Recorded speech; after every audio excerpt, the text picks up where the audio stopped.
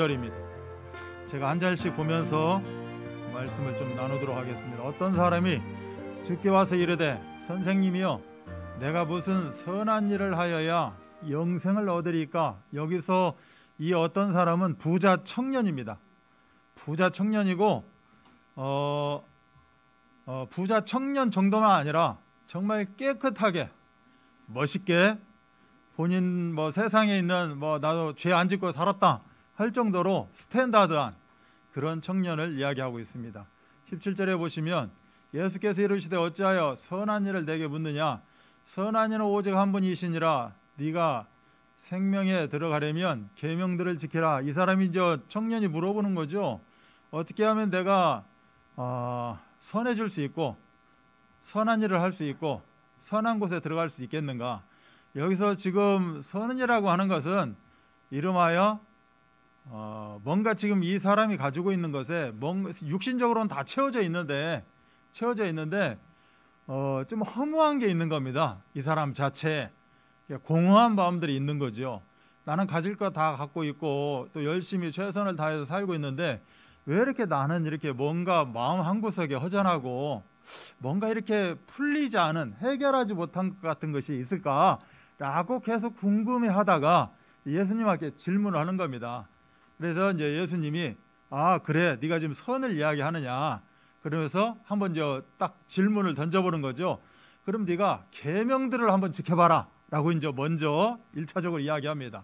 18절에 보시면 이르되 어느 계명이오니까 예수께서 이르시되 살인하지 말라 간음하지 말라 도둑질하지 말라 거짓 증언하지 말라. 이거 저희도 안고 있죠. 이거 저희 안는 거잖아요. 넘어가고 죄송합니다 물어봐서 내 부모를 공경하라.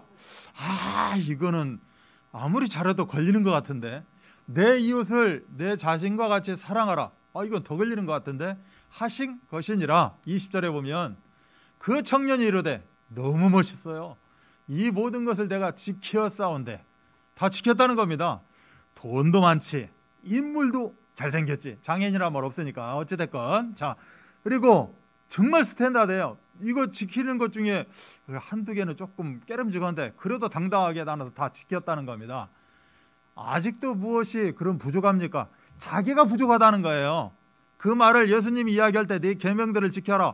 다 지켰는데 지금까지 지켜왔는데 그냥 왜 부족하지? 이런 내용이겠죠. 21절에 보면 예수께서 이르시되 네가 온전하고자 할진대. 내가 들어보니까 이런 얘기도 다 지켰다고 하니까 그래 참 감사할 일이죠. 그래서 네가 온전하고자 할진대 가서 그러면 예수님이 이제 찔르는 겁니다. 역공을 하는 거예요. 네 소유를 팔아 가난한 자들에게 주라. 그러면 하늘에서 보화가 내게 있으리라. 그리고 와서 나를 따르라 라고 말씀하셔요. 예수님이 누구를 선택을 해가지고 나를 따라와라 라고 하면 영광 중에 영광입니다. 하나님이 나를 부르셔가지고 야 함께 가자 라고 이야기를 하시는데 얼마나 영광입니까? 최고의 영광이죠.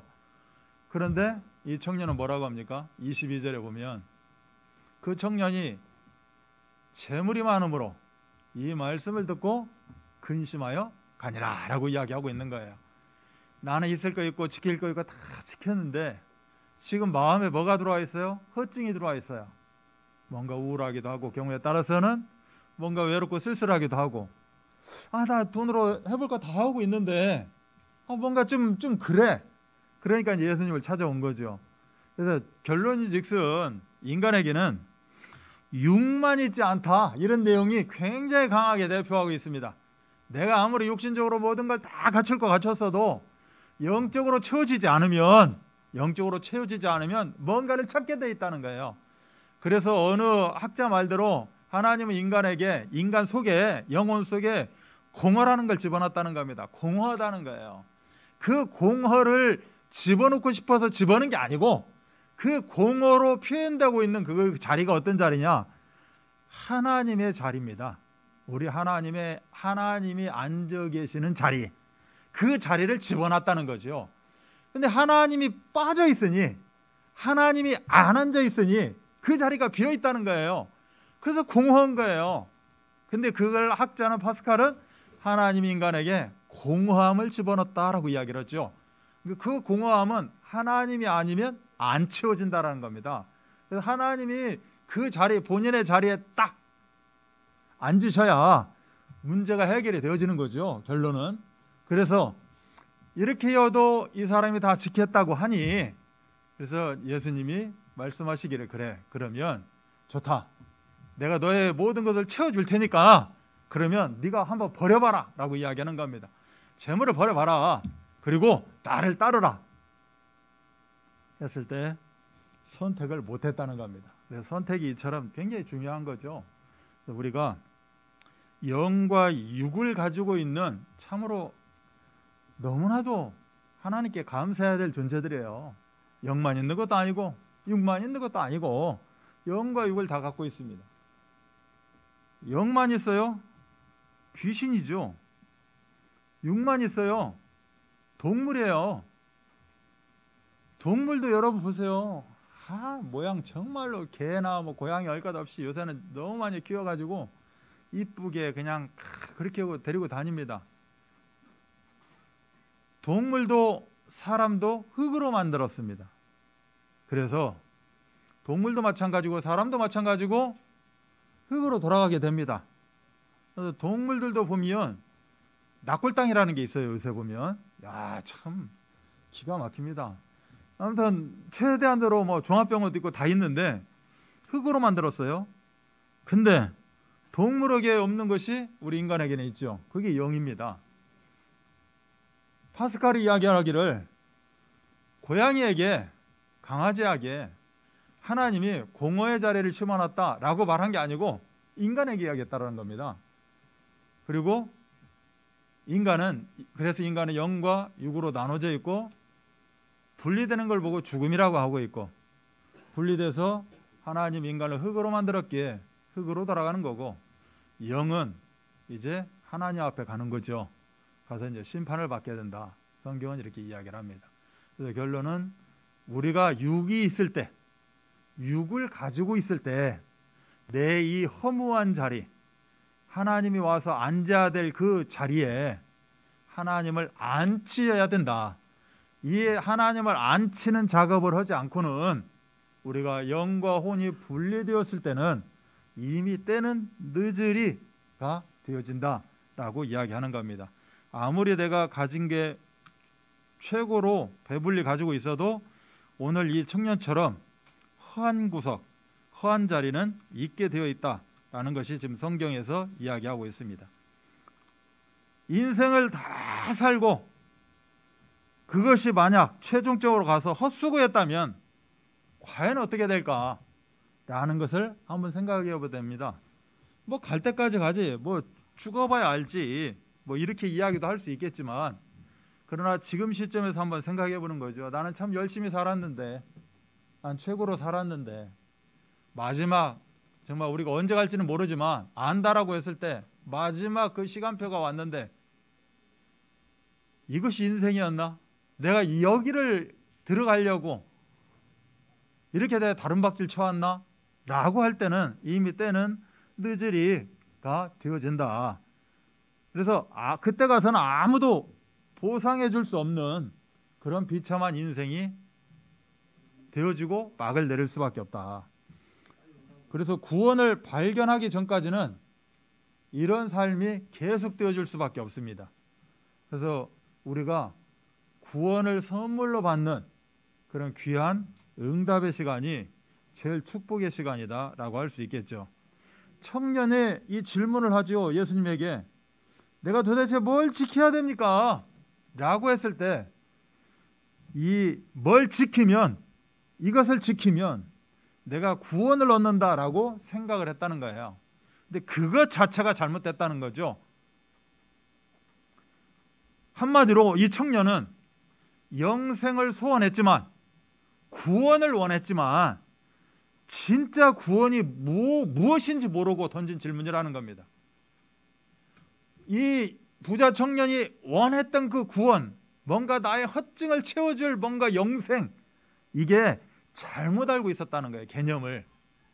우리가 많이들 잘못 알고 세상에서 이야기를 합니다. 자기네가 가지고 있는 지식 상식을 가지고 우리가 이야기하는 구원과 영생에 대해서 막 평가를 하고 이야기를 하죠. 평가를 상승시켜주라는 것도 아니고 평가를 절하라는 것도 아니고 평가 자체를 해서는 안 된다는 거죠. 그 생각을 가지고 이 청년도 마찬가지로 구원이 무엇인지 모르고 던진 질문이라는 겁니다. 그래서 이 본문의 청년은 몰랐기 때문에 틀린 질문을 할 수밖에 없었죠. 그래서 구원을 행해야 무엇을 행해야 얻는 이런 구원이라고 생각했지만 지금 세상에 이 안에 계신 분들 중에서도 무언가 열심히 해야 내가 구원을 얻는다라고 지금도 생각할지 모릅니다. 교회 열심히 다녀야지. 헌금도 많이 하고 아유 내가 장로도 되고 아유 뭐가 돼야 내가 그래도 내가 구원이 있지 않겠어? 라고 이야기하지만 전혀 그렇지 않습니다. 이 교회당을 한 번도 안 들어왔어도 구원 가능합니다. 100% 구원 가능합니다. 그런데 왜 이 교회당까지 오고 왜 이렇게 교회를 다니라고 하느냐? 하나님의 뜻과 계획이 있기 때문에 그렇습니다. 하나님이 하시고자 하는 일이 있어서 그래요. 그래서 구원은 그렇게 받지만 구원을 넘어서 구원에 도대체 얼마나 엄청난 축복이 있길래 그러느냐라고 하는 그 구원의 완벽함을 신앙생활을 통해서 한번 챙겨보는 겁니다. 누려보는 거예요. 오늘 한번 왔다가 예를 들어서 오늘 내가 마음이 있어서 영접을 했어요. 구원 받았어요. 상관없습니다. 안 와도. 그러나 구원의 완벽한 거는 놓치고 살겠죠. 그리고 정말 그 구원이 완전한 구원인가도 약간은 퀘션 마크가 붙을 것입니다. 정말 내가 구원받았다면 구원받았다는 것은 하나님이 내 허한 자리에 찾아오셨다는 거예요. 완벽하게 찾아오셨다는 겁니다. 우리 하나님이 내 안에 계시는데 내가 하나님을 무시하고 사는데 내가 가만히 살 것 같아요? 못 살아요. 이 안에 계시는 하나님이 나를 놔두지를 않는다니까. 그거 잘 생각하셔야 돼요. 앞으로 인생이 그렇게 바뀐다니까. 어느 무속인이 복음 메시지를 전해가지고 영접을 했다니까. 영접을 하고 나서 하는 말, 내 안에 영접한 하나님을 빼내달라는 거예요. 빼내달라고. 절대 빠지지 않아요. 한번 딱 영접을 하게 되면. 그래서 생각을 하셔야 돼. 제 말씀을 들으면서 내가 저 하나님을 받아들여야 되나? 한번 들어오면 안 나가신다는데 그래서 들어오시는 하나님이 날 가만히 놔둘까? 나 큰일 났네. 고민이 들면 하지 마세요. 좀 이따가라도 하지 마시고 잘 들어보세요.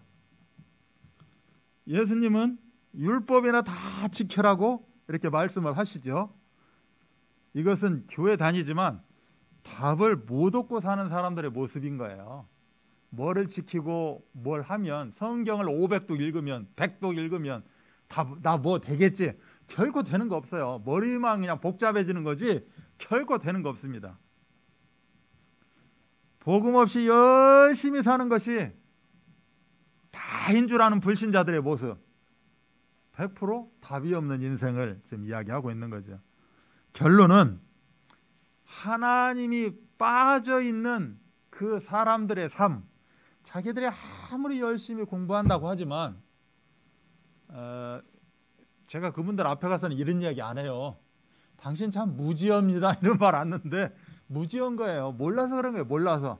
그래서 예수님이 그래요. 저들이 몰라서 그런다고. 진짜 알면 아이고 큰일 날 일인데 몰라서 그렇다라고 이야기를 하고 있죠. 그러면서 종교 이야기들을 많이 합니다. 근데 실질적으로 진짜 종교가 무엇인지를 모르는 거예요. 종교 중요하죠. 귀하고. 그러나 과연 그 종교에 다 답이 있는가? 그래서 오늘 제목이 유일한 영생의 길이에요. 답이 오직 하나다라고 이야기합니다. 우리가 구술하면서 이게 종교라고 이야기를 하고 있고 뭔가 구술하면 좋아지겠지 라고 하면서 요새 영상에 보면 유튜브 영상에 보면 뭐 연예인들이 뭐 이렇게 보살이 되고 뭐 아무튼 무당이 되고 하는 그런 내용들이 많이 종종 이렇게 올라옵니다. 굿이 뭐냐? 귀신 달래는 거예요. 내가 굿하면 좋아지겠지가 굿이 아니고, 왜 굿을 하지요? 나에게 씌운 거예요. 씌워져 있는 게 있는 거죠. 지금 그 씌워져 있는 것을 달래는 게 굿이에요. 결론은 뭐예요? 귀신을 달래는 게 굿이에요. 그럼 제사가 뭐예요? 제사. 이제 또 제사 이야기하면 또 바른 생활 걸으시는 분들한테 제가 또 혼날 이야기일 수 있는데, 제사는 귀신을 부르는 거예요. 이치상으로 봤잖아요. 귀신을 어떻게 불러요? 귀신이 와서 먹고 간다는 거잖아요. 예를 들어서 우리 부모님이, 저희 어머니는 살아계시고 아버님은 가셨는데 제가 아버님을 불러요. 뭘 하면서? 제사하면서. 그 부른다는 증거가 뭐예요? 차려놓고 수제, 이제 나중에 수제 이렇게 올려놔요. 우리 아버님이 평소에 좋아했던 음식 거기다 젓가락 이렇게 올려놓습니다. 이 귀신은 능력이 없는가 봐. 젓가락에 그것만 이렇게 먹고 가야 하는 능력이 없는 건지 그렇게 좋은 거에다 이렇게 올려놓습니다. 올려놓고 이제 이야기 하지요. 그러면 우리 아버지 귀신이, 아버지가 죽어서 귀신 됐어요. 아버지 죽은 귀신이 와서 먹고 간다는 거예요. 드시고 가요. 근데 참 자식들이 싸가지가 없지. 왜 1년에 한 번 올까? 귀신이 1년에 한 번만 왔다 가나? 자기는 맨날 1년 365일 하루 3끼, 하루에 2끼씩 뭐 외식도 해가면서 먹고 사는데, 아버지 제사나 한 번만 드려요. 한 번이면 되는가 봐요. 귀신들은 다이어트를 잘해서 그런지 아무튼 한 번을 먹고 간다고 그렇게 해요. 그런데 참 희한하죠. 그렇게 하고 난 음식은 맛이 없어. 여러분 드셔봤나? 맛이 없어요. 심심해. 이게 짜고 심심한 게 아니라 그 원성분 자체가 맛이 안 나. 경기미로 밥을 줬는데 경기미의 맛이 안 나. 푸석푸석하니 이런 슴슴한 이런 맛이 나는 거죠. 왜 그럴까? 우리 아버님이 밥만 먹고 간 줄 알았는데 내가 저기 조기 굴비를 먹어보니까 굴비도 심심하네. 이걸 다 먹고 가셨네. 아유 감사하다. 우리 아버님 내가 참 잘 차렸구나 라고 위안 받으실지 모르지만, 제사는 귀신을 부르는 겁니다. 그럼 굿은 귀신을 달래는 거예요. 자, 잘 마음에 들으시면 좋겠습니다. 자, 그럼 종교는 이렇다고 치고, 국가 제사는 이렇다고 치고, 그럼 기독교가 뭐냐? 이름하여 많은 종교 중에 하나요 라고 이야기할지 모르지만, 그래서 예수님이 이런 말씀을 주신 게 있어요. 마태복음 16장 13절 이하 20절에 보면, 사람들이 나를 도대체 누구라고 생각하더냐 라고 제자들에게 물어봐요. 제자들이 이제 다 나가서 이야기 다 들어봤으니까. 그래서 이야기를 합니다. 예레미야 같은 사람이라고 해요 라고 이야기합니다. 여기서 예레미야는 정말 선한 사람, 눈물 흘리고 막 이렇게 봉사, 옆에 사람들 도와주고 참 위에서 기도해주고 이런 사람이 선지자 중에 한 명 있어요. 구약의 선지자 중에, 예수님 오시기 전 선지자 중에 이런 예레미야 같은 사람이랍니다 라고 이야기를 해요. 근데 우리 예수님 꼭 그러신 분만 아니에요. 정말 그 힘든 우리 그 장인들 그 안에 찾아와서 위로해주고 그들을 이렇게 세우시기도 했죠. 그래서 예수님이 그런 분만 아니에요. 예수님이 얼마나 못된 줄 알아요?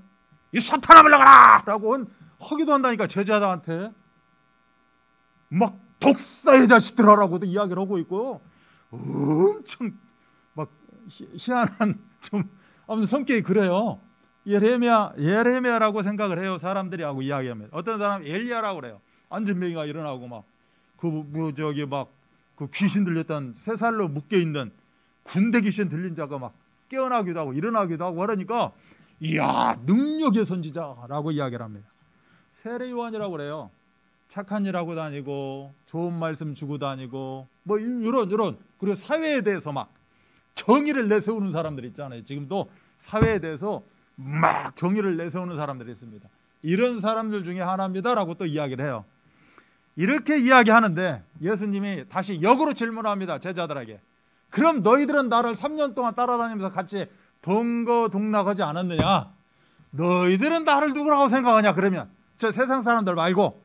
그랬더니 그 중에 한 사람 베드로가 주는 그리스도시요 살아계시는 하나님의 아들이십니다 라고 고백을 해요.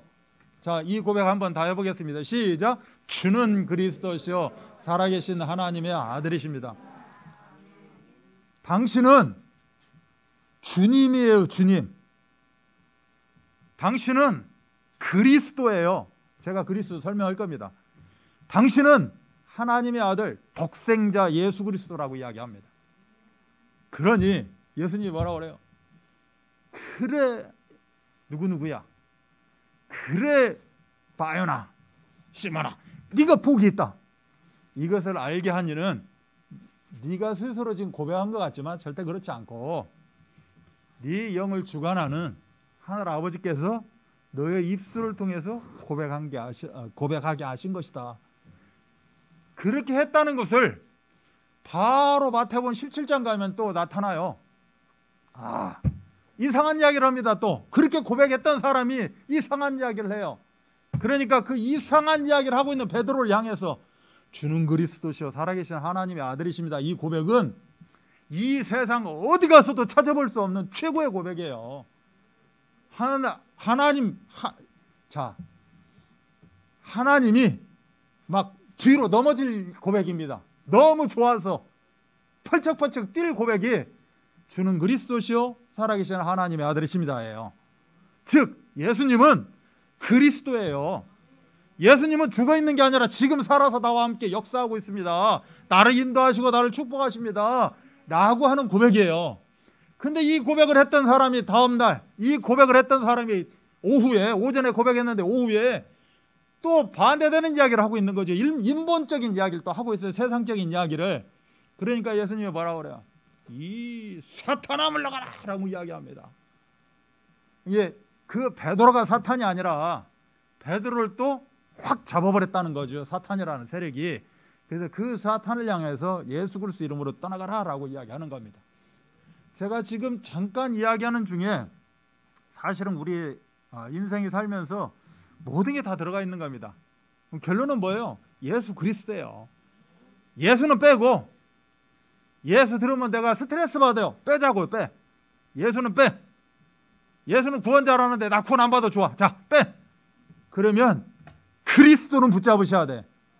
내가 인생을 어찌됐건 간에 남은 인생이라도 멋있게 살려면 그리스도 붙잡아야 됩니다. 그런데 도대체 이 그리스도의 직분을 가지고 있는 양반이 누군가 찾아보니까 예수밖에 없다라는 거예요. 그래서 예수는 그리스도라고 합니다. 그래서 이 청년이 그 마음에 너무 허무함이 있어서 있는 거 다 있지만 허무함이 있어서 예수님 찾아와가지고 영생에 대해서 계속 이야기하는 거죠. 도대체 내가 어떻게 해야 됩니까? 어떤 선을 내가 또 펼쳐야 됩니까? 라고 이야기했을 때 이 사람은 지금 나는 굉장히 최고로 이 세상에서 선하게 사는 사람인데 혹시 나 모르는 선이 있습니까? 라고 묻는 거예요. 이 세상 살아가는 거에 내가 내 학식으로는 지금 내 선을 다 했는데 또 내가 모르는 선이 있습니까? 이런 이야기를 하고 있는 거죠. 그럼 예수님 입장에서 보면 네가 선에 대해서 잘 모르는 거다라고 이야기하는 겁니다. 네가 선을 했다 안 했다가 아니라 네가 생각하고는 그 선이 내가 생각하는 선과 다르다라는 거예요. 하나님이 원하시는 선과 다르다라고 이야기하는 겁니다. 예를 들어서 이 비유를 우리가 정말 많이 쓰는 비유가 이 비유예요. 해적선이 있어요. 해적선. 어떤 해적선이 있어요. 요새 해적선이 우리나라 배 해가지고 지금 막 우리가 저 뺑 돌아서 어디 가가지고 막 찾아오고 협상하고 막 한참 그랬었어요. 해적선이 있어요. 해적선의 임무가 뭐냐? 해적질이에요. 해적질. 그래서 해적선에서 공로상을 뽑기로 했어요. 공로상. 제일로 해적선에서 훌륭하게 사는 사람 뽑기로 했어요. 그랬더니 하나하나 추천을 받는 거죠. 나는 해적질을 이만큼 했습니다. 나는 해적질을 이만큼 했어요. 나 무슨 소리 하고 있어요. 나는 해적질을 이만큼 했어요. 막 자기가 최고로의 공로상이라고 이야기를 합니다. 그러다 저 뒤에서 듣고 있던 어떤 사람 앞으로 걸어옵니다. 어이 사람들아, 내가 제일 공로상이지 누가 공로상이야. 예, 이만큼 이야기했던 사람들이 이야기를 하는 거예요. 네가 해적질 언제 했어? 내가 총하고 칼하고 차고 다니면서 해적질할 때 너는 뭐하고 있었어? 너는 얼굴 코빼기도 안 보여서 이놈아. 근데 네가 뭐가 그렇게 공로상이야? 이제 라고 오히려 반문을 하죠. 이 사람이 하는 말, 나는 너네들 해적질 너무너무 잘하도록 식단을 짜가지고 월요일 날은 요 고기로 해서 요 스테미나식으로 하고, 화요일 날은 삐약삐약 막막막 하는 걸로 했고, 수요일 날은 보로 시작되는 탕도 했고 이렇게 했고, 너네들 얼마나 잘 먹고 힘내가지고 해죽절한 거 아니야. 내가 그렇게 안 해줬어 봐. 무슨 힘을 가지고 너네들이 해적질을 해. 내가 제일 공로상이지 라고 이야기를 했다고 그래요. 자, 여기서 누가 제일 해적이에요? 진짜예요. 이 셰프 주방장이 뭘 잘못을 했는데 맛있게 만들어가지고 맛있는 음식 제공한 것밖에 없어요. 내가 사람을 죽였습니까? 사람을 때리기를 했습니까? 그런데 주방장은 어디 있어요? 해적선 안에 있어요. 해적선 안에서 해적질을 너무 잘하도록 아름다운 식단을 짜가지고 준 죄밖에 없다니까. 그런데 최고의 죄라는 거예요. 자, 그러면 이런 논리에서 선을 어떻게 찾아요? 세상에서 누가 잘했네 못했네 이건 따질 수가 없는 거죠. 이건 하나님의 원리하고 맞지가 않아요. 그래서 오늘 하나님의 선을 우리가 한번 좀 이야기해보자, 뭐 이런 내용입니다. 한번 올려줘 보실래요?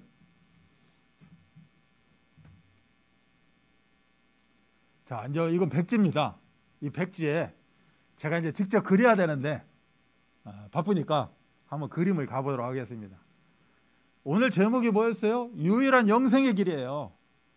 정말 내가 붙잡아야 될 게 뭐냐? 여러분, 오늘 한번 나오시고 다음 주부터 내가 정령 사정이 있어서 못 나온다, 못 나오실 수 있어요. 오늘이 마지막일 수 있습니다. 그러나 어차피 길게 가는 인생 길게 만나길 원하고 잘 한번 들어보세요.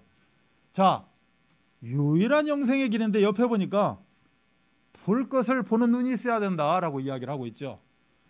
여러분, 볼 것을 보는 눈 있으셔야 됩니다. 이름하여 영안이다라고 이야기를 하고 있어요. 자, 그럼 우리가 이제 볼 것을 제대로 한번, 제 색깔칠을 안고 백지에다 지금 가고 있습니다. 하나님이 인간을 창조하셨어요. 이게 창세기 1장 1절에 하나님이 태초에 모든 만물을, 천지를 창조하셨다라고 기록되어 있어요. 모든 걸 창조하셨다는 겁니다.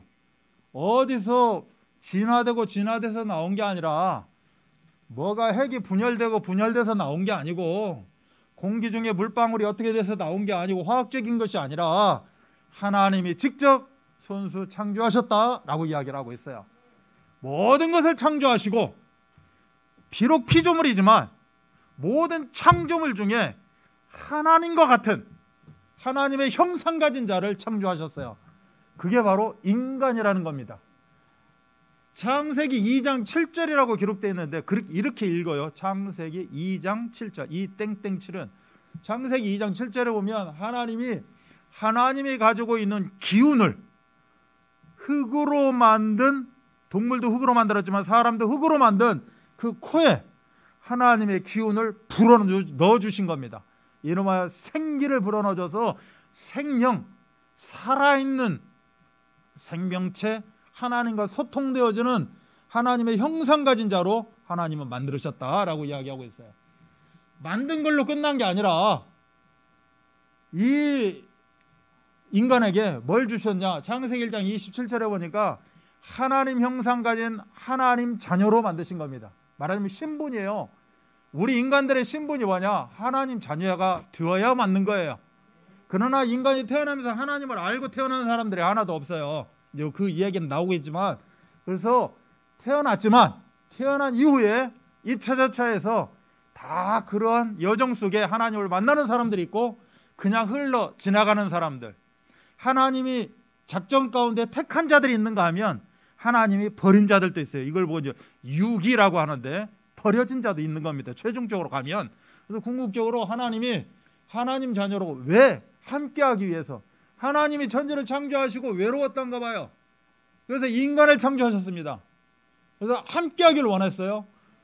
그냥 함께할 정도가 아니라 뭘 줬어요? 힘을 줬어요. 그게 권세, 창세기 1장 28절이라는 겁니다. 그래서 하나님은 인간들이 하나님과 함께하면서 행복하기를 원하셔요. 행복이 무엇인지 알 수는 없잖아요. 당신 없는 행복이란 있을 수 없다라고 이야기하고 있는데, 이걸 영적으로 해석하면 하나님 없이는, 예수님 없이는 우리가 행복할 수 없다는 거예요. 행복이 무엇인지 이 산 넘어가고 저 바다 지나가 봤자 찾지를 못한다. 당신이 있어야 행복하다는 거예요. 그런데 함께하고 행복하기를 원한 이 하나님이 이게 과용되지 않고 이게 정상적으로 돌아가기 위해서 뭔가 하나를 만들기 시작했습니다. 그걸 보고 기준점이라고 그래요. 그 기준점이 성경에서는 선악과라고 이야기합니다. 에덴 동산에 모든 나무들, 모든 열매들이 다 있는데 그 안에는 생명나무도 있습니다. 이 생명나무를 취하면 영원히 살고 행복하게 살겠죠. 그런데 한쪽에 선악과를 만들어 놨습니다. 다른 거 다 먹어도 되는데 선악과만 먹지 마라. 왜? 이게 기준점이다. 하나님과 인간의 기준점. 우리가 기준에 벗어나면 안 돼요. 하나님과 인간의 기준점을 만들어 놓은 것이 선악과였습니다. 그게 창세기 2장 16절 17절에 그 이야기를 하고 있어요. 이 선악과를 먹는 즉시 너는 얻게 된다, 반드시 죽게 된다. 우리는 원래 영원히 사는 존재였는데 하나님이 이 기준점을 벗어남으로 말미암아 어떻게 됐다? 반드시 죽는 존재가 됐어요. 그러면 왜 그 선악과를 먹지 않으면 안 됐던가? 왜 그 선악과를 먹을 수밖에 없었던가? 이어서 나옵니다. 자, 고린도후서 6장 16절은 이 모든 것을 너에게 다 주었다. 그리고 단 이 기준점만 만들었다는 것을 어떻게 설명하고 있느냐? 하나님이 우리 삶 가운데 지금도 운행하고 계셔요. 운행하고 계시면서 두루두루 살피십니다. 특히 하나님 자녀들 두루두루 다 살피면서 하시는 말씀. 나는 네 하나님이고 너는 내 백성이다라는 거예요. 이게 기준점이에요. 우리 하나님이 나한테 돈 많이 갖다 바쳐라, 너 교회 오는데 일주일에 10번씩 와야 된다, 이런 기준점이 아니고 나는 너의 하나님, 너는 나의 백성이라는 겁니다. 이 기준점만 가지고 있으라는 거예요. 다른 거 다 해도 상관이 없다. 예를 들어서 다른 거 다 해도 상관이 없다 하니까 한 가지 예를 들면, 이 기준점을 갖고 있는 사람이 세상 사람들이 기독교인들을 바라볼 때 저거 아니지 하는 것들 있을 수 있어요. 예를 들어서 옛날에 저도 젊었을 때, 지금은 늙었냐, 그건 아니고 더 젊었을 때 예를 들어서 술을 먹는다든가, 저도 접대를 많이 했으니까, 이러면 기독교인 무슨 술을 먹고 무슨 담배를 피고 이렇게 이야기를 해요. 그렇게 이야기하면 기독교인들은 성경에 술 먹지 말라고 한 거 있나? 술 취하지 말라고 그랬지? 이렇게 또 이제 이야기를 하고, 또 우리 하나님은 성령의 술로 취하라는데 이런 말도 이제 반박을 하고 해요. 자, 있는데 그렇게 한 사람이 예를 들어 설령 그런 걸 해. 사람들은 이걸 기준점을 보고 저거 하나님 자녀 아니네 라고 말할 수 있어요. 그러나 하나님의 기준점은 그게 아니에요. 너는 내 백성이고 나는 네 하나님이다, 끝입니다. 기준점은. 그 기준점이 있기에 그 기준점을 확실히 붙잡기 위해서 우리가 예배를 드려요. 그 기준점을 붙잡기 위해서. 이 기준점이 뭐예요? 생명 남은 거예요. 이거를 벗어나게 되면 네가 정령 반드시 죽으리라가 됩니다. 그래서 저는 철저하게 지켜요. 뭐라고 지켜요? 하나님 아버지 감사합니다. 기도할 때 하나님이라고도 안 해. 하나님 아버지 감사합니다라고 이야기를 해요. 당신은 나의 아버지, 나는 당신의 자녀, 나 기준점 지켰어요? 라고 이제 이야기를 하는 거죠. 자, 하나님은 우리들에게 함께 하기를 원하고 우리가 행복하기를 원한다. 그러나 거기에는 기준점이 있다. 그 기준점이 무엇인가? 바로 예배다. 바로 하나님을 아버지로 내가 받아들여야 되고 나는 하나님의 자녀, 백성으로 받아들여야 된다 라고 이야기하는 겁니다. 그런데 뭐예요? 문제가 생겼어요. 무슨 문제예요? 사단이라는 존재가 이렇게 생각하고 하나님과 이렇게 철석같이 약속한 그 인간들 세계 인간들에게 찾아옵니다. 찾아와서 시험을 하죠. 왜 시험을 하느냐? 사단이라는 존재는 하늘에서 하나님을 섬기던 천사입니다. 천사가 어느 날 갑자기 뿅 마셔가가지고 하나님과 동등되기를 원해요. 말하자면 하나님한테 머리를 박는 거예요. 대적질을 합니다.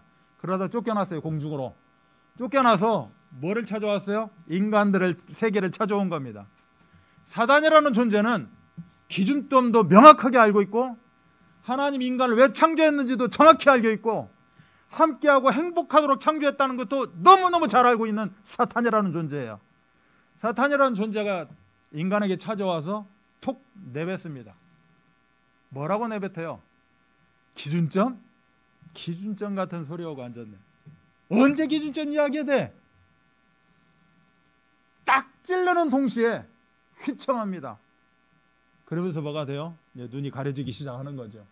그거 하나님은 창조주, 너는 피조물이지? 무슨 소리 하고 있어? 하나님이 네가 하나님과 동등될까봐, 하나님같이 될까봐 그냥 기준점 만들어 놓은 거야. 하나님이 창조하다가 지금 잘못한 거야. 미스테이크. 잘못된 거야. 이거 아니야 그 뜻. 인간의 마음속에 누가 옆 사람이 정말 그래? 봤어? 에이 아니구만. 그러면 갑자기 내 마음에 들어오는 게 뭐예요? 그렇지, 나 같지 않았지. 어떤 사람이 서울도 갔다 오지도 않고 뭐뭐 했니? 니 하니까 내 청량리 갔다 왔어? 동대문이 어딨는데? 라고 하면 갑자기 음칠합니다. 똑같은 얘기예요. 왜? 하나님 백성이 정확하게 알지를 몰라. 하나님하고 약속은 했는데 그저 예예예 하고는 했는데 이 기준점을 명확히 알지를 못하더라는 거예요. 그러다 보니 이 사탄이라는 존재가 붙잡기를 원합니다. 인간을 딱 자기 새끼로 자기 자식으로 붙잡으려고 그래요. 그래서 뭐 했나? 종로들을 시키기를 원한다는 거예요. 창세기 3장 6절에 봤더니 그 말을 딱 듣고 나니까 하와라는 아담의 갈비뼈를 취해서 창조된 하와를 들어갔거든요. 아담을 먼저 치고 들어간 게 아니라 하와를 치고 들어간 겁니다. 하와가 그 소리를 내가 뭐 하나님과 같이 된다고? 기준점도 갑자기 흐려졌던 이 하와가 갑자기 뿅 가버리는 거죠. 그러고 나서 선악과를 보니까 그 전에는 저거 먹으면 나 죽어, 절대 안 되는 거지, 이렇게 보였던 그 선악과가 먹음직스럽고 보암직스럽고 탐스럽게 할 만한 그 과일로 보이는 겁니다. 그리고 어떻게 해요? 따먹어버려요. 자기만 먹어요? 그렇잖아요. 또 아담에게 줬어요. 아담도 문제가 있지. 아니 하나님이 그렇게 약속을 했는데 아담이 변명을 해요. 뭐라고 할까요? 성경에는 없는 말인데 우리 가정의 평화를 위해서 먹었어요 라고 이야기를 합니다. 잡혀 살고 있으니까 가정의 평화를 위해서 먹었다고 그래요. 따먹습니다. 먹고 나니 영안이 어두워지고 유관이 열려요. 유관이 열려서 하와의 몸을 보고 자기 몸을 보니까 벗었네. 벗은 줄을 몰랐다니까. 육 자체에 이런 개념이 없었어요. 이게 선이요 악이요 부끄러운 거예요 창피한 거예요 이런 게 없었는데 갑자기 어떻게 부끄러움이 생겼고 두려움이 찾아왔어요. 그래서 인간에게 맨 먼저 찾아오는 게 두려움입니다. 우울증이 어떻게 걸립니까? 두려움에서 옵니다. 조울증 어떻게 옵니까? 두려움에서 옵니다. 정신분열, 정신착란 어디서 옵니까? 맨 먼저는 인간에게 찾아온 감정은 두려움이에요. 우리가 애들이 크고 자라면서 맨 먼저 가져오는 게 뭐예요? 두려워요. 무서워요. 두려워요. 밤이 싫어요. 그래서 화장실도 못 가요. 나 같이 가요. 두려움이 인간에게 찾아오는 제일 먼저 감성이에요. 그게 어디서부터 시작됐어요? 창세부터 에덴에서부터 시작된 거예요. 내가 두려워서 숨었다고 이야기합니다. 그러면서 궁극적으로 하나님을 떠나게 됩니다. 범죄함으로. 그래서 근본 문제가 뭐냐? 사탄이라는 존재에 붙잡혀서 죄를 범함으로 말미암아 하나님을 떠나게 됩니다. 하나님을 떠나 죄 가운데 빠져 사단의 종노릇하며 살아가더라. 이게 근본 문제, 이게 창세기 문제 3장 문제라고 이야기를 합니다. 그래서 우리가 이야기할 때 창세기 3장 문제, 근본 문제 이렇게 이야기를 해요. 그래서 인간 세상의 모든 문제의 시작은 무슨 문제? 창세기 3장 문제. 아멘? 제가 질문합니다. 여러분 답하셔야 돼요. 인간의 모든 문제의 시작은 뭐라고요? 옆집에서 나를 너무 괴롭혀요. 창세기 3장 문제. 내가 지금 갑자기 뭐가 찾아왔어요. 창세기 3장 문제. 내가 지금 돈 문제가 생겼어요. 옆에서 누가 사기를 쳤는데 사기를 당했어. 창세기 3장 문제. 아멘? 우리 집에 난리가 났어요. 그렇게 사랑스러운 내 새끼가 나를 대적해요. 창세기 3장 문제. 우리 그렇게 너나 나나 좋게 살고 행복하게 살고 거저들지 말고 창세기 3장 문제. 모든 문제는 창세기 3장 문제입니다. 아멘? 아마 여러분 머릿속에 다 박히지 않았을까? 여러분이 지금 무슨 문제가 딱 발생이 됐어요. 그럼 이창호 목사님 어떻게 해야지? 창세기 3장 문제. 자, 근본 문제라는 거예요. 창세기 3장이라니까. 다른 거 신경 쓰지 마세요. 내가 수양이 덜 돼서 내가 아니라니까. 창세기 3장 문제입니다. 창세기 3장 문제가 딱 발생이 되니 뭐가 돼요? 인간이 마귀의 자식으로 바뀝니다. 마귀가 하나님 자녀에 있던 그 인간을 유혹해서 뭘로 됐어요? 하나님을 떠나게 만들었고 실질적으로 자기가 딱 잡아버렸다는 거예요. 붙잡혀 살게 만들었다는 겁니다. 딱 붙잡혀 사니 어떻게 돼요? 영적 문제가 생겼어요. 무슨 말이냐? 하나님 자녀로 있었는데 이제는 내 아버지가 없어진 겁니다. 그래 다른 사람이 내 아버지라고 이야기를 하고 있어요. 고아예요, 고아. 하나님 아버지를 잊어버리고 내가 고아가 됐어요. 그런데 인간에게는 허증이 있다고 그랬잖아요. 부자 청년도 허증이 있다니까. 영적으로 공허함이 있어요. 공허함을 채워야 돼요. 방황하고 영적인 고아의 삶을 살아가게 됩니다. 그래서 세상 풍조를 따르고 공중권세자문자를 따라가기 시작하는 거예요. 그러다가 우상을 섬기기 시작해요. 그 하나님 아버지 대신에 뭔가를 잡아서 그 공허함 자리에 막 집어넣기 시작하는 겁니다. 그래서 굿도 하는 거고요. 그래서 점쟁이도 찾아가는 거고요. 점쟁이도 귀신같이 알아요. 또 귀신같이 아는 점쟁이들은. 근데 여기에 십자가 달고 가는 사람은 당하지를 못한다니까. 그리고 무슨 문제가 생겨요? 영적 문제 다음에 정신 문제가 생겨요. 영이 그렇게 시달리기 시작하니 생각 마음이 온전하겠냐고요. 정신 문제도 수많은 정신 문제 다 있습니다. 그래서 예수님이 뭐라고 그래요? 너 수고하지? 너 고통스럽지? 왜 이렇게 무거운 짐을 지고 살아? 수고하고 무거운 짐진 자들아, 점쟁이 찾아가지 말고 어디 가서 비나이다 하지 말고 나에게 오라. 내가 너희를 쉬게 하리라 라고 마태복음 11장 28절은 이야기하고 있어요. 하나님을 진노하게 만든 본질상 진노의 자녀가 되어버린 겁니다. 뿐만이 아니죠. 생각이 헷갈리고 마음이 헷갈리는데 이 육신은 온전하겠냐고요. 육신도 보통 문제가 아니고 모든 질병이나 등등 모든 문제를 복음으로 해결했더니 사마리아 성, 그렇게 어려웠던 질병 가운데, 장애 가운데, 소외계층, 고통 가운데 있던 사마리아 성에 하나님의 전도자가 가서 복음 붙잡아야 된다 라고 외쳤는데 복음 붙잡은 자들이 해방, 자유, 그 원성에 큰 기쁨이 있더라라고 성경은 이야기하고 있는 거예요. 내가 설령 개인이, 우리 가정이 이런저런 고통 가운데 있어요, 복음 잡으면 돼요. 창세기 3장 해결한 길은 예수 그리스도밖에 없어요. 그래서 그 복음 붙잡으면 모든 문제가 해결되는 줄 믿습니다. 육신의 문제, 요 이야기하면 꼭 이야기를 해요. 나 교회 열심히 다니고 복음 붙잡으면 내가 지금 목발 2개 집은 거 이제 하나 되고 이제 뭐 없어지고 이제 보조기가 없어지고 나 뛰어다니고 날려다니겠네 와 하고 다닙니다. 그럴 경우도 때에 따라서는 하나님의 뜻과 계획이 있겠지만 저는 안 되더라고요. 보니까 저는 안 되고 뭐 하고 있어요? 우리 장애인 살립시다 하고 있어요. 잘 알아서 들으시기 바랍니다. 뭐예요? 내세 문제라고 써 있어요. 이러다가 죽었어요. 죽음의 문턱 안에서 보는 거죠. 내가 인생이 이렇고 살려다가 여기 가려고 이걸 하려고 내가 이렇게 살았는가. 그때 가도 때는 늦으리가 됩니다. 뿐만이 아니죠. 어쩌면 그렇게 나하고 똑같아. 그런 생각 안 해보셨나? 어쩌면 그렇게 나 이렇게 싫은 거 꼭 닮아 있어. 내가 우리 아버지 저놈의 술, 저 찌긋찌긋한 술, 내가 술 먹나 봐라. 주태배기가 돼요. 그 아들은. 그렇게 말하는 사람은 꼭 그렇게 됩니다. 쭉 잘 오다가 어느 시간표에 탁 걸려듭니다. 그때부터는 좀 포금하게 돼 있죠. 다 대물림이라서 그래요.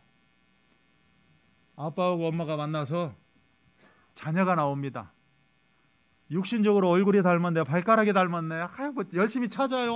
배꼽이 닮았네, 넌 내 새끼가 맞구나. 심지어 별별 것을 다 이야기를 해요.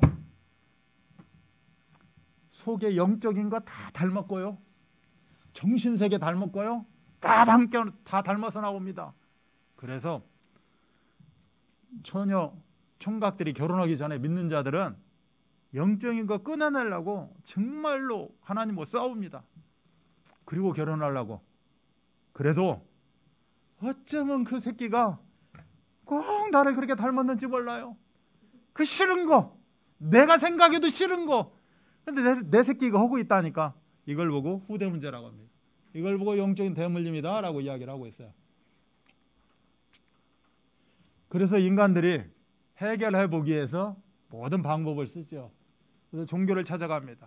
이 종교, 저 종교, 무당, 1,000만 원짜리, 2,000만 원짜리, 뭐 아무튼 용어다고 하는 사람들, 심지어 뭐 인터넷 무슨 또 그런 카페, 점 카페, 사주 카페 포장치고 있고 막 인간의 뭔가 앞일을 이야기해주고 뭔가에서 구제해주고 하려고 별짓들을 다 하고 있어요.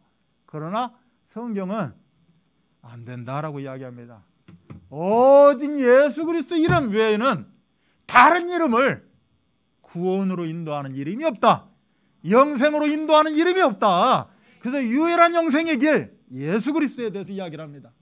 선행을 하면 되지. 열심히 우리 봉사단체에서 열심히 봉사하면, 내가 착한 일 많이 하면, 내가 정말로 옆집 사람들, 또 옆집 사람들의 힘든 부분들 내가 도와주면 내가 착한 일 했으니까 좋은 데 가겠지. 성경은 절대 그렇지 않습니다. 심지어 부정한 자라고 합니다. 그걸 믿기로 내가 천국 가고 뭐 한다? 부정한 자라고 그래요. 더러운 옷을 입었다는 거예요. 그리고 말로 비틀어질 수밖에 없는 나뭇잎이다 라고 이야기를 합니다. 철학, 굉장히 고결하고 고귀한 것 같죠. 초등학문이다 라고 이야기합니다. 오늘 그 부자 청년이 이야기하는 게 이거예요. 지금 어떻게 하면 선을 이룰 수 있을까요? 내가 율법도 지키고 착한 일도 하고 다 했어요 라고 했을 때 예수님은 그거 부정한 거야. 별것도 아니야. 그걸로 영생 얻는 게 아니야. 그래? 네가 그랬다고 하니까 그럼 착한 일 한번 하자. 너 가지고 있는 돈 다 뿌려버려. 옥상에서 뿌리든지 다 주고, 그 대신 내가 너 축복할게. 나 따라와. 했을 때 뭐라 그래요? 그냥 자기 집을 향해서 돌아가게 됩니다. 그래서 우리 하나님이 너무 감사하게도 이렇게 하나님을 떠나서 참 부정한 가운데 살고 있는 인간들을 향해서 해결책을 만들어 주셨다. 그게 바로 그리스도입니다. 아직 우리가 죄인 가운데 있었을 때 그 그리스도를 보내셨어요. 그래서 그 그리스도가 죽으심으로 말미암아 하나님의 사랑을 나타내 보여주신 겁니다. 즉 하나님이 이 땅에 오셔서 우리의 죄 문제를 완벽하게 해결하기 위해서 십자가에서 죽으셨다는 거예요. 그래서 죽으심으로 말미암아 우리의 문제를 다 해결하셨다. 어떻게 해결하셨는가? 그리스도로 해결하셨다는 겁니다. 이거 너무너무 중요한 거예요. 선행으로 안 되고 종교로 안 되고 철학으로 안 되는 거 그리스도로 된다, 이 말이 지금 하고 있는 겁니다. 그리스도가 뭔데요? 그리스도는 세 가지 직분이 있어요. 그 세 가지 직분에게 기름 부음을 받습니다. 그 기름 부음을 받고 이 역할들을 감당을 해요. 그래서 그리스도 뜻은 기름 부음을 받은 자라는 겁니다. 그러면 구약시대 때 기름 부음을 받은 자가 누구냐? 왕이 기름 부음을 받았어요. 이 왕의 의미의 기름 부음은 뭐냐? 요한일서 3장 8절 마귀를 멸하러 내가 왔다라고 합니다. 우리 예수님이 만왕의 왕으로 이 땅에 오신 거예요. 이 땅에 와서 뭘 했냐? 사단을 종노릇 시키고 있는 사단을, 그 나의 창조물 인간을 붙잡고 있는 사단을 박살내버린 겁니다. 그래서 시편 2편 9절에 질그릇같이 부스리로다라고 이야기를 하고 있는 거예요.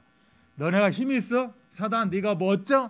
내가 너를 박살내버린다 라고 성경은 표시하고 있습니다. 제사장이 뭐예요? 죄 문제를 해결했다는 거예요. 하나님을 범죄한, 하나님과 기준점을 가지고 약속한 그 약속을 깨버리고 저버린 그 죄 문제를 해결시켰다는 겁니다. 그래서 용서의 하나님이 되는 거예요. 마가복음 10장 45절에 십자가에서 모든 것을 다 해결하셨다라고 이야기합니다. 그리고 하나님을 떠나 있어서 불순종 가운데 있었는데 어떻게 했다? 하나님을 만나게 하셨다. 앱 써있고 우리가 지금 쓰는 앱이 아니에요. 에베소서 2장 14절에요. 뭐냐? 둘이 떨어져 있었어요. 둘 사이에 뭐가 있었어요? 막힌 담이 있었어요. 이 막힌 담을 어떻게 했다? 허물어 버렸다. 그래서 둘이 소통되어지게, 둘이 하나 되게 만들었다. 그래서 그리스도가 뭐냐? 하나님을 떠났는데 하나님을 만나게 해주셨어요. 그래서 나를 밟고 가라. 나 통하지 않고는 하나님 만날 수 없다. 길 대신 그리스도를 이야기합니다. 하나님을 떠나서 온갖 죄 가운데, 원죄 가운데 빠져있던 인간들에게 제사장으로서 피 흘림을 통하여서 죄 문제를 해결하셨어요. 이제는 사단이요, 이제는 어떤 거에 잡혀 살 필요가 없어요. 근데 지금도 알게 모르게 말을 안 해서 그렇지 집에 가면 뭔가에 그렇게 잡혀서 사는 사람들이 너무 많아요. 정신적으로 너무 혼란 가운데 많이 삽니다. 지금 시대를 정신병 시대라고 그래요. 오직이 많으면 말 않고 있는 사람 얼마나 많은지 몰라요. 내가 돈 있고 지식 있고 먼 사람들, 이 헷갈리는 세상 어떻게 살아요? 몰래 찾아가요. 몰래 종합병원 예약해서 몰래 가요. 그런데 지금은 몰래 가지도 않는데 이제 분위기가 정신병원 가는 것이, 정신과 의사 만나는 것이 그냥 내과 가고 그냥 일반 피부과 가는 거하고 비슷해요. 인식들이 그렇게 바뀌었어. 왜? 감출 게 아니에요. 이게 지금 가족에 한 명만 있는 게 아닌데 너나 나나 다 이 정신 문제 속에서 헤매고 있는데, 그래서 지금은 이제 이야기합니다. 방송에 나와서도요 다 이야기해요. 정신과 의사들 이제 아주 자유분방해졌어요. 이런 모든 문제를 완벽하게 해결하신 분이 바로 그리스도다. 그래서 그리스도는 모든 문제 해결이다 라고 이야기하는 겁니다. 요한복음 19장 30절인데 십자가에서 죽으시면서 마지막 말씀한 내용 다 이루었다. 테테레스타이, 다 이루었다는 겁니다. 다 이루었다는 게 뭐냐? 창세기 3장 문제를, 하나님 떠나 죄 가운데 사단의 종노릇하고 있던 이 문제를 그리스도로 완벽하게 해결하셨다라고 이야기하는 겁니다. 그게 바로 다 이루었다라는 뜻입니다. 창세기 3장 문제, 근본 문제만 해결되면 영적 문제, 와귀자주, 소속의 문제, 정신 문제, 육신 문제, 내세 문제, 후대 문제를 완벽하게 해결하셨다라고 지금 우리 예수님이 말씀하고 있는 내용이에요. 그래서 잠언서 27장 1절은 내일 일은 모른다는 겁니다. 5분 일도 몰라요. 미래는 우리가 알 수가 없어요. 지금 내가 30년 살아왔고 50년 살아왔으니까 앞으로도 그렇게 살겠지 하고 사는 거지. 인간이 그렇게 금방 죽나 하고 사는 거지. 근데 인생 어떻게 될지 몰라요. 바로 앞에 미래를 모르고 사는 인생이다. 그렇기 때문에 지금 내가 살아있을 때, 지금 내가 육신에 영을 담고 있을 때 이 영을 마귀의 영이 아니라 하나님의 영으로 딱 바꿔라. 기회는 지금밖에 없다. 이 이야기를 하고 있는 겁니다. 아멘. 이게 내 노력으로 되는 게 아니라, 부자 청년처럼 노력으로 되는 게 아니라 하나님의 선물이다라고 이야기하고 있는 거예요. 그래서 하나님의 선물, 에베소서 2장 8절이 그 이야기를 해요. 구원은 뭐다? 선물이에요. 영생은 선물이에요. 근데 이 영생을 그 부자 청년은 돈 주고 살려고 이렇게 살려고 하니 예수님이 너무 깝깝한 거죠. 답답한 거예요. 그래서 한마디로 극약 처방을 하는 겁니다. 너 있는 재물 다 다른 사람 주고 나를 따르라. 따를 수 있냐라고 이야기합니다. 그럴 때 예를 들어서 머리 잘 돌아가는 사람이라면 까짓것 다 내버리고 따르겠습니다 하면 그렇게 하지 말고, 그 다음에 아마 더 기록됐을지 몰라요. 그렇게 하지 말고 너는 그 지역에 살면서 엘리트 유지로 살면서 예수 그리스도를 마음껏 전파하고 살아라 라고 했을지 모르는데, 이 사람은 너무 더 머리가 빨리 돌아가가지고 큰일 났다 싶어가지고 이제 그렇게 갔는가 모르죠. 이게 하나님의 선물입니다. 그래서 우리가 지금 이 시간에, 지금 이 시간 여러분은 예수 그리스도를 붙잡으셔야 됩니다. 여러분 주보에 보면, 주보 한번 또 읽겠습니다. 지난주도 읽었는데 주보에 보면 이제, 그래서 여러분이 지루할까 싶어가지고 또 바꿨어요. 그림을 바꿨습니다. 심플하게 주보 안에 보시면 영적 기도가 밑에 기록되어 있습니다. 제가 읽겠습니다. 정말로 믿음 가지고 주님 믿겠습니다. 내 안에 들어오세요. 라는 마음으로, 이미 내 안에 있는 거 확신합니다. 그럼 확신 가운데 한번 따라서 고백합니다. 사랑의 예수님, 저는 죄인입니다. 나를 위해 십자가에서 죽으시고 부활하셔서 죄와 사단의 권세를 깨뜨리시고 내 인생의 모든 문제를 완전히 해결하신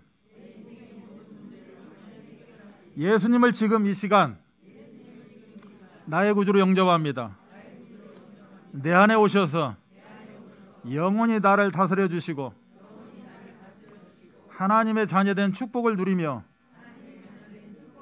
살게 하옵소서. 나를 구원해 주신 것을 감사드리며 예수 그리스도 이름으로 기도합니다. 아멘. 여러분은 사시면서 딴 생각 많이 하시겠지만 그리스도 꼭 한 번씩 찾아보시기 바랍니다. 그리스도, 노는 입에 그리스도 이야기를 하는데 노는 생각에 멍 때리면서도 그리스도 한번 생각해 보세요. 여러분 체험해 보셔야 되잖아요. 그래야 진짜구나 하고 믿지. 여러분이 그런 응답들 다 누리시기 바랍니다. 이렇게 했더니 우리 예수님 우리들에게 축복을 주십니다. 그게 바로 신분의 축복이요, 하나님의 영이, 그리스도의 영이, 빛의 영이 내 어둠 가운데 찾아오셔서 이제 주인으로 되었다는 겁니다. 성령 내주라고 이야기를 해요. 네가 하나님의 성전이다라는 겁니다. 성령인도 하나님이 이제는 인도해 가십니다. 나와 영원히 함께하면서 나의 인생 미래를 인도해 가시는 거예요. 그리고 뭐라고 하십니까? 역사라고 합니다. 이제는 내 원함이 있을 수 있어요. 하나님 이것을 원합니다. 이것을 기도합니다. 하나님 들어 응답하여 주옵소서. 여러분이 마음의 소원, 예수 그리스도 이름 붙잡고 소원하는 모든 것 속에 하나님은 때에 따라 하나님은 역사하시게 되어 있다. 이건 신분의 축복이 이제는 권세의 축복입니다. 무엇입니까? 천사가 도운다는 거예요. 천사가 타락을 해서 사단이 됐지만 이제는 하나님 수종들고 우리를 수종들게 한 그 천사가 우리의 앞서고 우리의 뒤에서 우리를 먼저 다 동행하고 일을 준비하게 된다. 그리고 흑암이 결박됩니다. 내가 어려운 일이 있고 환란이 있고 고통이 있고 내가 정신적으로 내가 여러 가지로 막 심란하고 고민스럽습니까? 그리스도 찾아보시라니까요. 그러면 그 흑암을 제어할 능력을, 권능을 우리에게 주셨다고 이야기합니다. 그리고 너를 해칠 자가 없다는 거예요. 당당히 서서 한번 외쳐보세요. 마음에 소원해 보시라니까. 근데 이 사단이라는 놈은 생각을 못하게 만들어요. 사단이 힘 있는 줄 아세요? 힘 하나도 없어요. 나는 이상하게 생각이 없이 정신없이 넘어가대. 이런 말 많이 해요. 분명히 내가 생각했거든. 아침에 일어나면 그리스도 해야지. 아침에 일어나서 내좀 있다가 집 나갈 때 그리스도 해야지. 열심히 뛰어나가고, 그때 뭔 전화가 와가지고 뭐 난리치면서 뛰어나가고 막 그러고 살아요. 못 찾게 만든다니까. 전국시민이에요. 여러분 이제 백그라운드가 생겼다는 거예요. 한마디로 다른 거 찾지 말고, 내가 지금 무슨 법적으로 무슨 문제가 생기고 뭐 생겼어, 변호사 먼저 찾을 생각 하지 말고, 의사 먼저 찾지 말고 그리스도를 먼저 찾으라 하시는 거죠. 하늘 배경이 되어 있다니. 하나님이 만남의 축복 안 주면 될 수가 없어요. 만남의 축복 주셔야 된다니까. 그 제일 중요한 축복이 뭐예요? 만남의 축복이에요. 누구를 만나서 이 자리에 왔는가? 그 옆에 아름다운 분을 만나서 이 자리에 오셨어요. 홍태씨. 7번째가 뭐냐? 이제는 내가 비록 장애를 지금 가지고 있지만 장애를 통해서 또 다른 장애인들을 하나님께 돌아오게 만드는 증인의 역할을 감당하게 쓰임받고 있다니까요. 우리가 비록 여기 등촌동에 있지만 우리가 무엇 기도하는 줄 알아요? 하나님 세계복음화를 놓고 기도합니다. 237 나라 우리 5천 종족 장애인 복음화를 놓고 기도한다고 있다니까.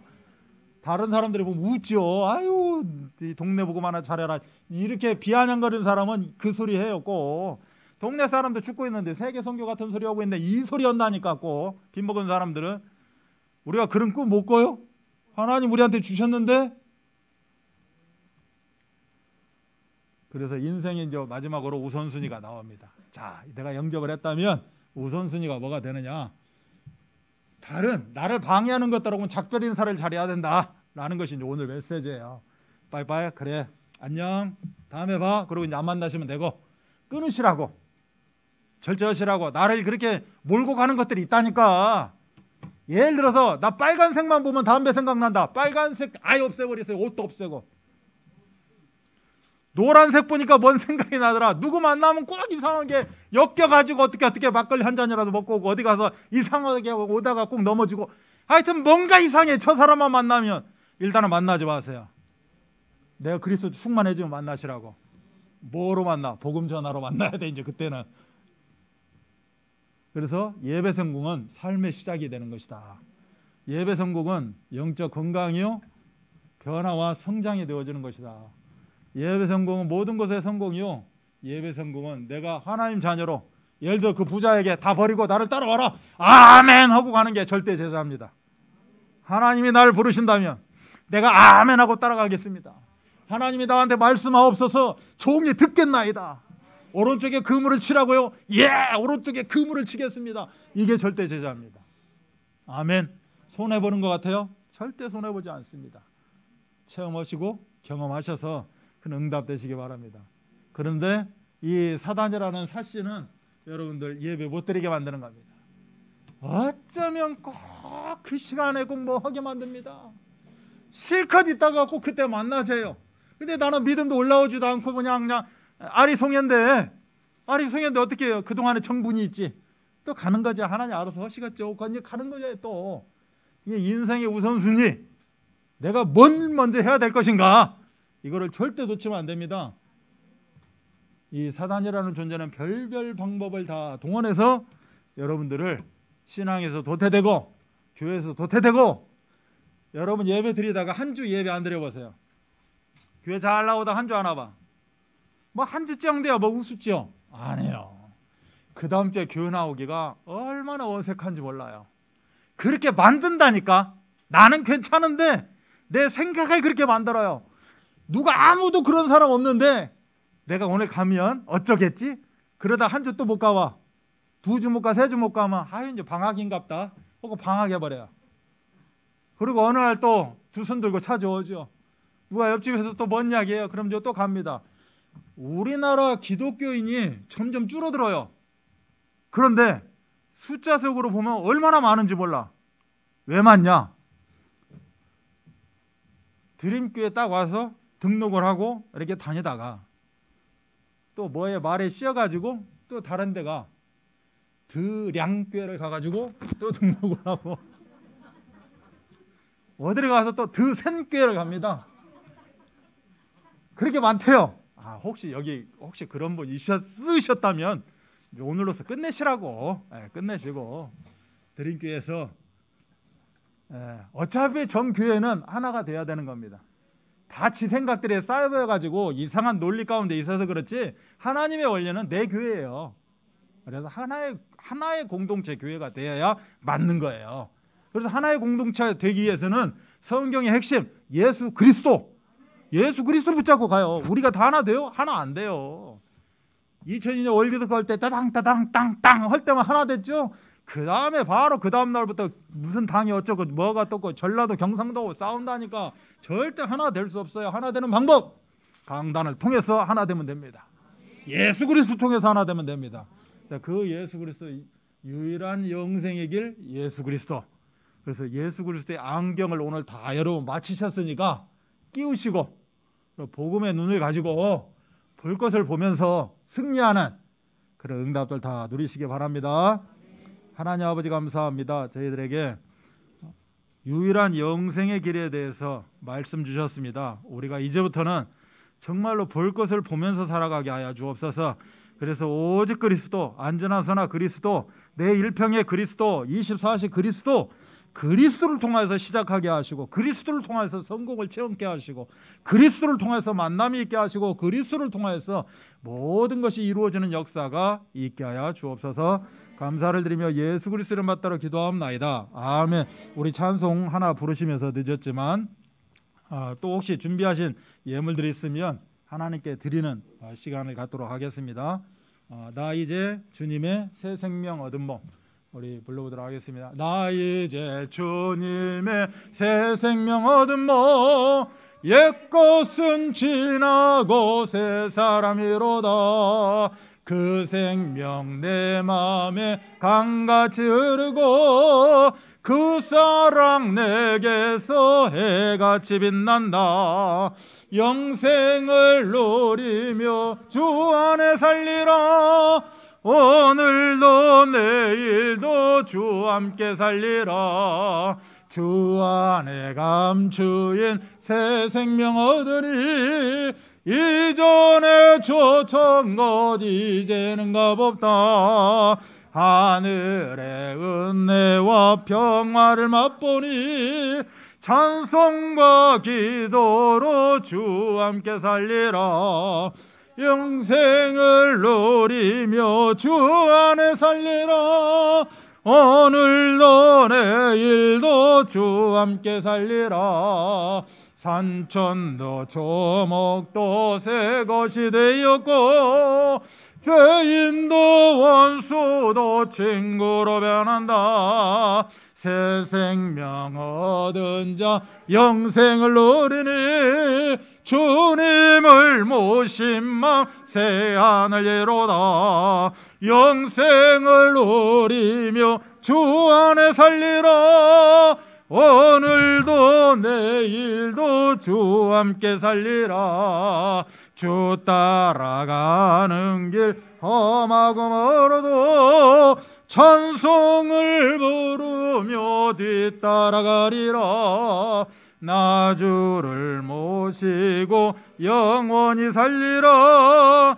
날마다 섬기며 주 함께 살리라. 영생을 누리며 주 안에 살리라. 오늘도 내일도 주 함께 살리라. 아멘. 오늘 이렇게 새로 우리 이동훈 씨 오셨습니다. 네, 감사합니다. 감사합니다. 그리고 또 이렇게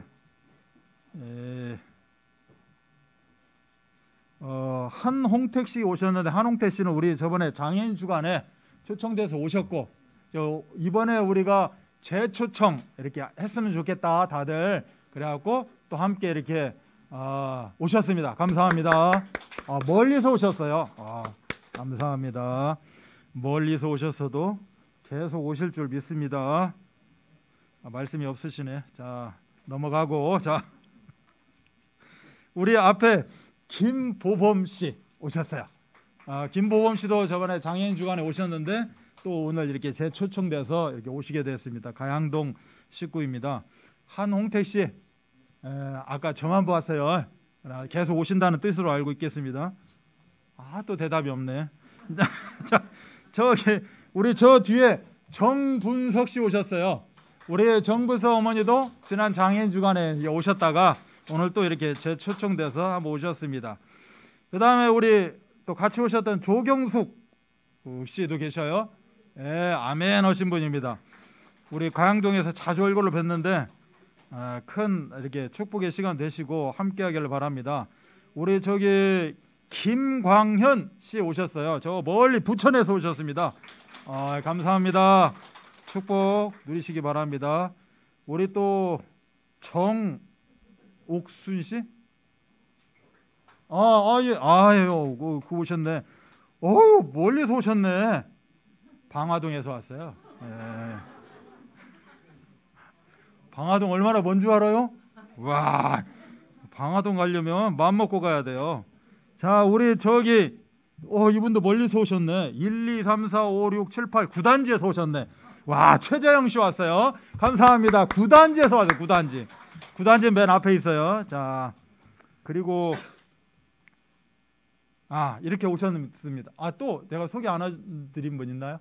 다 오셨어요. 감사합니다. 자, 시작이 됐습니다. 두 번째 오신 분들도 계시고 시작이 됐는데 모든 것은 자기 선택입니다.